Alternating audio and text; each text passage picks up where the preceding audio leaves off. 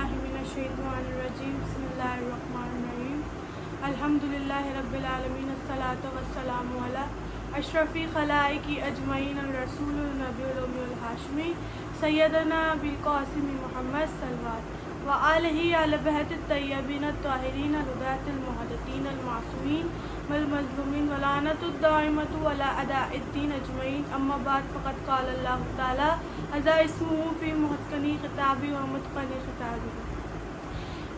खुदावंद तेरे नाम से आगाज़ करती हूँ, तेरी बंदी हूँ, तेरी बरकतों पे नाज करती हूँ और फ़कत इस्तिताअत और भरोसे के लिए मुझे उड़ना नहीं आता मगर परवाज़ करती हूँ।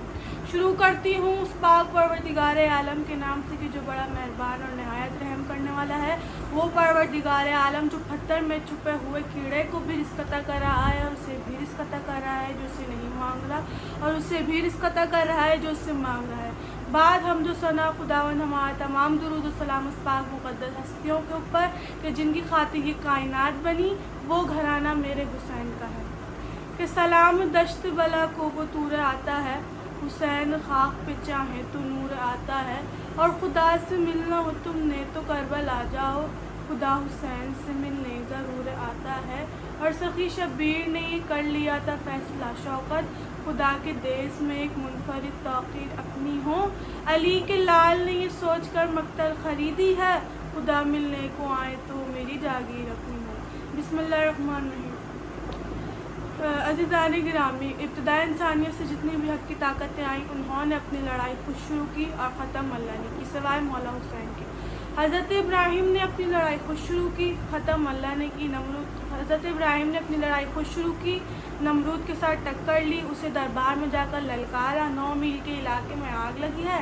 हज़रत इब्राहीम को मुंजनिक में बिठा दिया गया है। आगे की लड़ाई अल्लाह ने लड़ी, आग को गुलजार बनाकर अपने खलील को बचा लिया। हज़रत मूसा जिन्होंने फ़िरौनियों और उसके साथियों को दरबार में जाकर ललकारा, तो फ़िरौनियों के साथी हज़रत मूसा के पीछे दौड़ पड़े।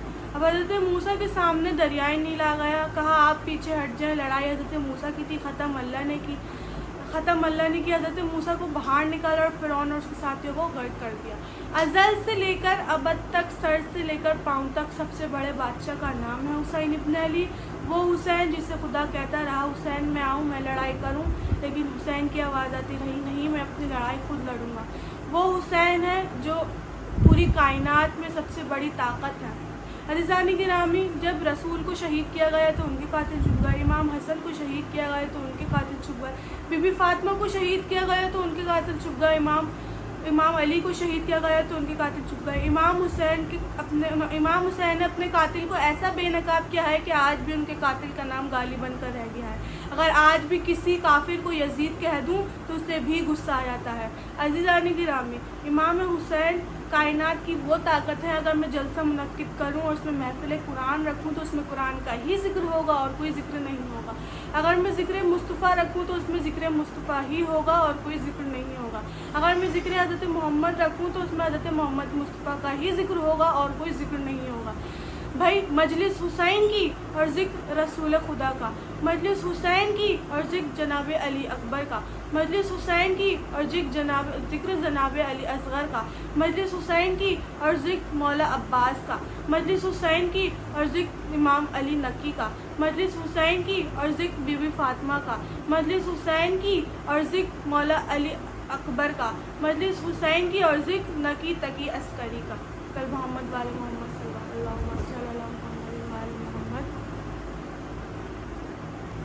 अज़ीज़ान गिरामी, जब आदम का जिक्र आता है तो शैतानों को तकलीफ़ होती है। अज़ीज़ान गिरामी, जब आदम का जिक्र आता है तो शैतानों को तकलीफ़ होती है। जब मूसा का जिक्र आता है तो नमरूदियों को तकलीफ़ होती है, और जब अली का जिक्र आता है तो मुनाफिकों को तकलीफ़ होती है।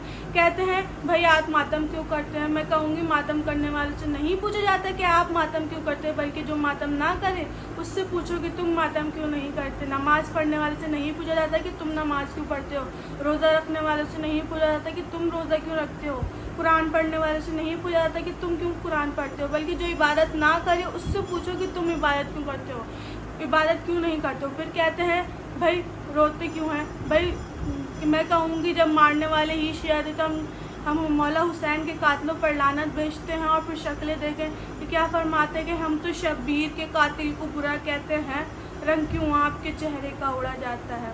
برادران مظلوم کربلا، ایک واقعہ پیش کرتی چلوں پھر مسائل کی جانب۔ ایک شخص تھا جو کہ ایران سے عاشورہ پر امام حسین کی زیارت کے لیے جا رہا تھا، ساتھ میں اس کی فیملی بھی تھی جس میں اس کے 4 بھائی تھے اور ان کی والدہ تھی۔ والد جو تھے ان کا انتقال ہو گیا تھا، والدہ جو تھی وہ پیچھے والی گاڑی میں تھے اور چھوٹا والا بھائی جو تھا وہ آگے والی گاڑی میں تھا۔ اب وہ لوگ ہائی وے کی روڈ سے گزر رہے تھے، سامنے سے ٹرک آیا، ٹرک نے گاڑی کو ہٹ کیا اور چھوٹے والے بھائی کا اسی ٹائم انتقال ہو گیا۔ اب جب ماں نے اپنے بیٹے کا گریبان پکڑا، زور زور سے چیخنے لگی، رونے لگی، بیٹا اٹھو بیٹا اٹھو، لیکن بیٹا نہیں اٹھا۔ اتنے میں ان کے بابا آتے ہیں، کہتے ہیں آؤ بیٹا میرے ساتھ چلو۔ بیٹا کہتا ہے بابا آپ دیکھ نہیں رہے کہ اماں کس طرح تڑپ رہی ہیں، میں نہیں جاؤں گا۔ اتنے میں ایک نور آتا ہے جن کے سینے میں زخم ہوتا ہے، وہ کہتے ہیں کہ آؤ میرے ساتھ چلو، میں تمہارا مظلوم امام حسین۔ کہتا ہے مولا حسین آپ تو ماں کا دکھ جانتے ہیں نا کہ کیسی ماں اپنے دکھ دیکھتی ہے، میں نہیں جا سکتا اپنی ماں کو اس طرح چھوڑ کر۔ اتنے میں آخر الزماں آتے ہیں، کہتے ہیں چھوڑ دو، ان کی ماں نے بی بی فاطمہ کا نام لیا ہے۔ عزیز من میں کیوں نہ کہوں کہ وہ ایک امام حسین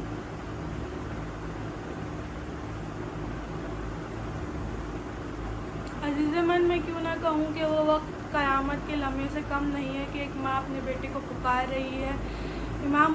بی بی فاطمہ بھی تھی نا امام حسین کے لاشے پہ 3 دن بے گور و کفن، کہ وہ بے گور و کفن لاشے پر، کہ جب بی بی بولی تھی کہ اے ملعون میرے بیٹے کو نہ مان، مگر وہ نہیں مان لیتا۔ نہ جانے کیسے کیسے غم دیکھے ہیں ماں نے، کہ کسی ماں نے اکبر کے سینے میں برچھی دیکھی ہے، تو کسی ماں نے علی اکبر کے تیر دیکھا ہے، تو کسی ماں نے اپنے بچوں کو کہیں دیکھا ہے، تو کسی ماں نے اپنے بچوں کو ٹکڑوں میں دیکھا ہے۔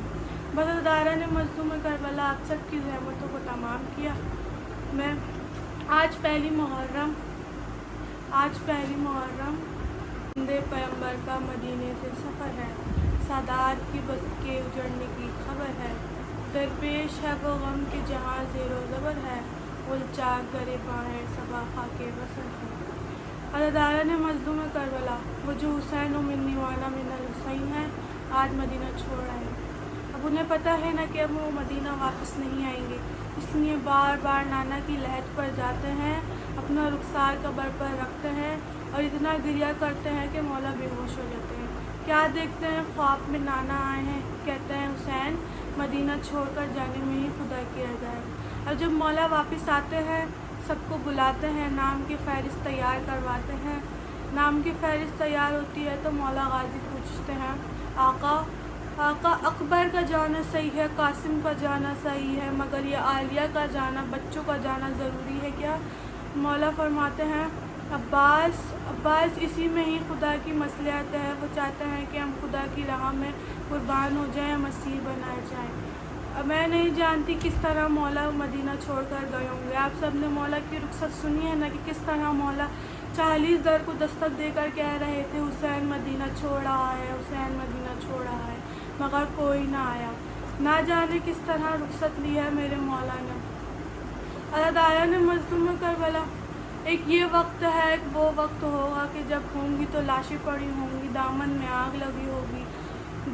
آگ لگی ہوگی، اپنوں سے بچھڑنے کا غم ہوگا، اور سب سے بڑا ظلم تو یہ ہوگا کہ اپنوں کے سر نیزوں پر بلند ہوگا۔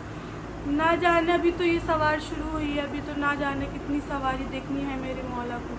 اب جب بیٹیاں آئی ہیں نا، اب جب بیبیاں پھوپھیں آئی ہیں نا، تو مولا نے کہا قافلہ روک لو، دن کی تاریخ میں نہیں، رات کی تاریخ میں لانا۔ اور جب بیبیاں رات کی تاریخ میں آئی ہیں تو ملعون نے بولا قافلہ روک لو، ابھی لوگ جمع نہیں ہوئے، رات کی تاریخ میں نہیں، دن کی تاریخ میں لانا۔ ہاتھوں میں ملعون نے پتھر لے لیے، پانی گرم کر لیے، گرم کوئلے زمین پر ڈال دیے۔ میں کہوں گی دل کھول کر پوچھا دیے گا کہ آغاز ہوا دین حق بچانے کے واسطے، لو چل دیے مولا حسین شہادت کے واسطے۔